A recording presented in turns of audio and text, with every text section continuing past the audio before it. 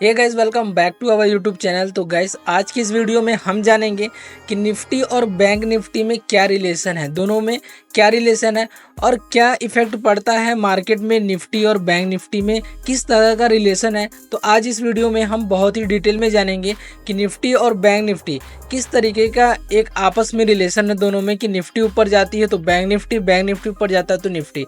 तो गाइस, इन सारी चीज़ों को आज हम बहुत ही डिटेल में समझेंगे। और अगर आप वीडियो पे नए हो तो वीडियो को लाइक कर देना एंड चैनल पे नए तो चैनल को सब्सक्राइब कर देना। चलिए गाइस, स्क्रीन पे चलते हैं और समझते हैं हम लोग कि निफ्टी और बैंक निफ्टी में क्या रिलेशन है।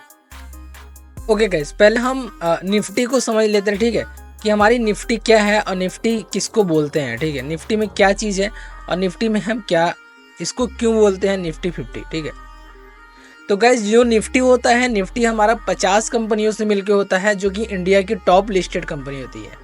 जैसे इसमें आते हैं आईटी सेक्टर, एनर्जी सेक्टर और भी कई फार्मा कंपनी भी इसमें ऐड है। ठीक है, तो इसमें क्या होता है गाइज कि बैंकिंग सेक्टर जो है निफ्टी में, उसका लगभग निफ्टी में 30 से 35% का इसमें हिस्सेदारी है। ठीक है, 30 से 35% का हिस्सेदारी केवल हमारा इसमें निफ्टी में है। तो होता क्या है दोस्त, होता क्या है कि जब हमारे बैंक सेक्टर में कोई न्यूज़ आती है ना, तो सबसे पहले क्या होता है कि हम एक बार बैंक निफ्टी को भी जान लेते हैं। ठीक है, इतना तो हमको पता चल गया कि निफ्टी में क्या है कि हमारा बैंकिंग सेक्टर लगभग 30 से 35% का हिस्सेदारी रखता है।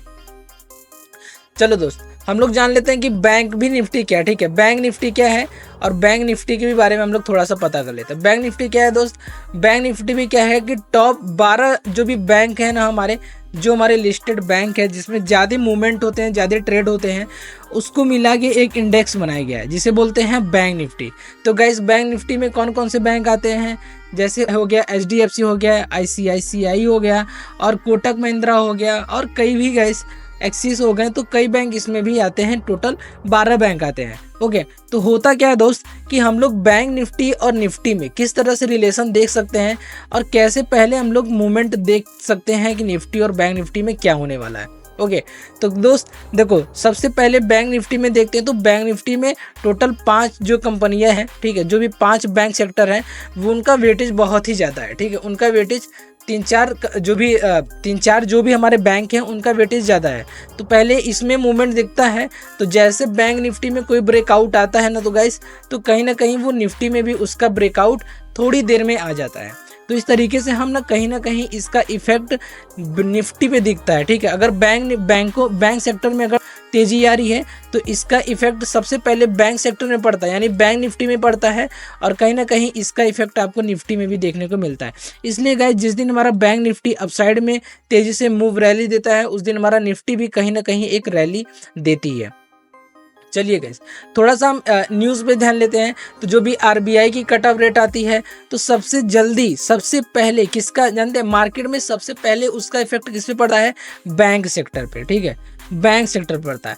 और इससे क्या होता है, हमारा जो भी बैंक निफ्टी रहता है वो बैंक निफ्टी का अप या डाउन साइड में मूवमेंट दिखाता है, और वही चीज़ क्या होता है, हमारे निफ्टी में उसका देखने को चीज़ें मिलती हैं। ठीक है, तो आप ये समझ गए होंगे कि अगर हम बैंक निफ्टी और निफ्टी का चार्ट ओपन करके रखते हैं तो कहीं ना कहीं हम फेक ब्रेकआउट से भी बच सकते हैं। जैसे कि निफ्टी रैली दे रही है, ठीक है, और बैंक निफ्टी क्या है, साइडवेज में यहाँ पे बचा हुआ है, एंड बैंक निफ्टी धीरे धीरे नीचे का ब्रेकआउट दे रहा है। तो कहीं ना कहीं ये वाला फेक ब्रेकआउट रहेगा और कहीं ना कहीं मार्केट क्या होगा, थोड़ी देर बाद नीचे आने की तैयारी कर लेगा।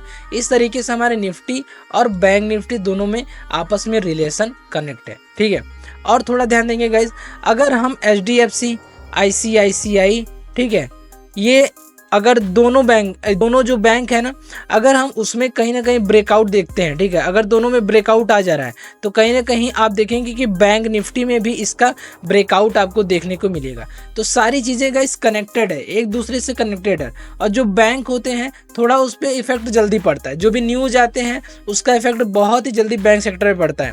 इसलिए आप अगर दोनों सभी को ट्रैक करना चाहते हैं, अगर निफ्टी को ट्रैक करना चाहते हैं तो बैंक निफ्टी पे ध्यान दिए, बैंक निफ्टी को ट्रैक करना चाहते हो तो सारे बैंक सेक्टर में से जो भी टॉप वेटेज कंपनियां, जो टॉप वेटेज बैंक हैं जिसका हमारे बैंक निफ्टी में ज़्यादा वेटेज होता है, उन पे आप ध्यान रखिए। ठीक है, इस तरीके से हमारे निफ्टी को ट्रैक किया जा सकता है। तो गाइस, आपको एकदम समझ आ गया होगा कि हमारा बैंक सेक्टर से किस तरीके से हमारे निफ्टी में, क्योंकि निफ्टी में भी 30 से 35% का भाई हिस्सेदारी है वहाँ पे, ठीक है। 30 से 35% का हिस्सेदारी हमारा निफ्टी में है बैंक सेक्टर का। इसलिए गाइस कि जब भी बैंक सेक्टर में तेज़ी या तो मंदी आती है तो हमारे निफ्टी और बैंक निफ्टी में उस मूवमेंट को कैप्चर किया जा सकता है और पहले पता किया जा सकता है। तो गाइस अगर वीडियो आपको अच्छी लगी हो या तो नॉलेजफुल लगा हो तो वीडियो को लाइक कर देना, एंड चैनल पे रहे हो तो चैनल को सब्सक्राइब करना मत भूलना दोस्त।